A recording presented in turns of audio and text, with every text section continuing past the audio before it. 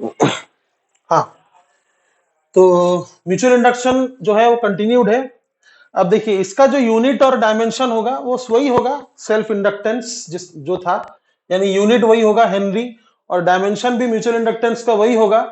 ठीक है, यूनिट क्या होगा फिर, वही होगा जो सेल्फ इंडक्टेंस का था हेनरी, और डायमेंशन भी वही होगा, अभी तो फिलहाल याद नहीं है, डायमेंशन भी वही होगा जो सेल्फ इंडक्टेंस का था।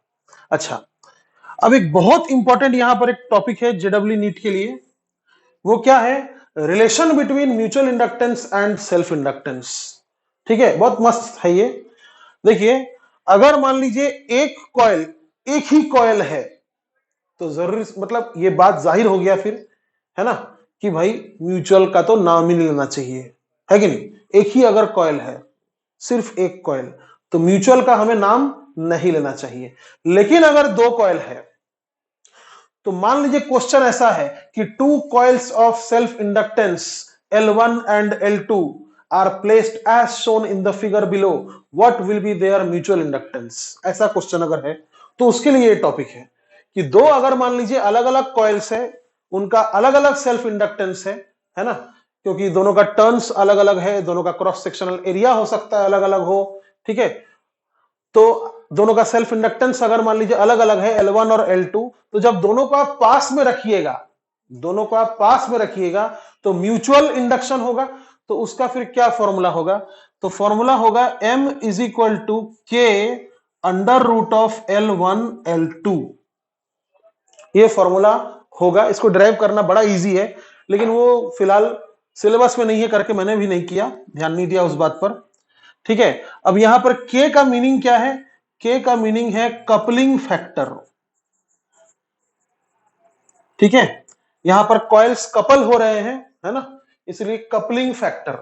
तो मैंने देखिए यहां पर दो तरह का कपलिंग फैक्टर दिखाया है, एक ये वाला दिखाया है कपलिंग फैक्टर, एक ये वाला दिखाया है कपलिंग फैक्टर, अलग अलग ढंग से। तो इसमें देखिए दोनों कॉइल्स आपस में एकदम घुस गए एक दूसरे के अंदर में, तो ऐसा केस में ये कपलिंग फैक्टर हो जाता है 1। समझ गए आप, ऐसा केस में कपलिंग फैक्टर कितना हो जाएगा 1। तो m का फॉर्मूला फिर क्या हो जाएगा, under root of L1 L2, जब पूरी तरह से घुस गया है तब। अच्छा, दूसरा देखिए, कुछ डिस्टेंस इनके बीच में रखा गया है। ठीक है, कुछ डिस्टेंस, बहुत ज्यादा नहीं, थोड़ा सा डिस्टेंस, एक दूसरे के अंदर घुसा नहीं है बस। तो उस समय k जो होगा वो 0 और 1 के बीच में होगा, यानी जितना ज्यादा नजदीक होगा उतना 1 के करीब जाएगा, पूरे घुस गया तो 1 हो जाएगा। ठीक है, और जितना ज्यादा दूर होगा उतना कम होता रहेगा, के का वैल्यू 0 के नजदीक होगा। तो ऐसे में फॉर्मूला एज इट इज होगा m is equal to K under root of L1 L2। अब के कितना होगा ये डिपेंड करेगा इस बात पर कि दोनों के बीच का डिस्टेंस कितना है ना। अच्छा, ये के कितना होगा एक और बात पर डिपेंडेंट है, वो है दोनों का आपस में ओरिएंटेशन क्या है। वो तीसरे डायग्राम में आप देख सकते हैं, तीसरे डायग्राम में आप देख सकते हैं कि यहां पर दोनों का ओरिएंटेशन में 90 डिग्री का फर्क है ना। और ऐसा अगर हुआ बेटा, इन दोनों का एरिया वेक्टर में अगर मान लीजिए 90 डिग्री का एंगल हुआ तो के हो जाएगा 0, कपलिंग फैक्टर 0 हो जाएगा। ठीक है, यानी सिर्फ डिस्टेंस पर ही नहीं, एरिया के बीच में एंगल पर भी डिपेंडेंट होता है कि के कितना होगा। तो एग्जैक्टली परपेंडिकुलर अगर हुआ कॉइल 1 और कॉइल 2 का ओरिएंटेशन, तो फिर m कितना हो जाएगा, म्यूचुअल इंडक्टेंस कितना हो जाएगा 0। तो नीट वाले खास करके ये चीज याद रखिएगा। हाँ, तो अभी चलिए थोड़ा सा डिपेंडेंस देख लेते हैं। वैसे जो पहला दोनों डिपेंडेंस है वो हम लोग देख चुके हैं कि म्यूचुअल इंडक्टेंस जो है वो दोनों के नंबर ऑफ टर्न्स पे डिपेंडेंट है। ठीक है, जैसे मान लीजिए यहां पर ये जो ब्लैक वाला कॉइल है इसका मान लीजिए total number of turns N1 है, और रेड वाला कॉइल का मान लीजिए total number of turns N2 है। तो म्यूचुअल इंडक्टेंस जो इन दोनों का होगा वो दोनों के नंबर ऑफ टर्न्स का प्रोडक्ट पे डायरेक्टली प्रोपोर्शनल होगा। तो ये एक छोटा सा नियम बन गया। उसके बाद म्यूचुअल इंडक्टेंस जो है वो एरिया पर भी डिपेंडेंट है। अगर आप इसका इस पर देख रहे हैं तो इसके एरिया पर डिपेंडेंट होगा, और अगर आप रेड वाला का ब्लैक पे देख रहे हैं तो ब्लैक के एरिया पर डिपेंडेंट होगा।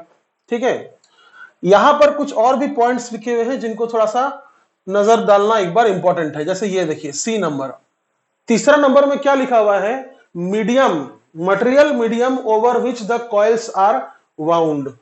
मतलब आप जब कोई कॉइल लेते हैं इस तरह से, ऐसे कोई कॉइल लेते हैं तो वो इस तरह से उसके अंदर हवा नहीं रहता है, उसके अंदर का मीडियम एयर नहीं होता है, ठीक है।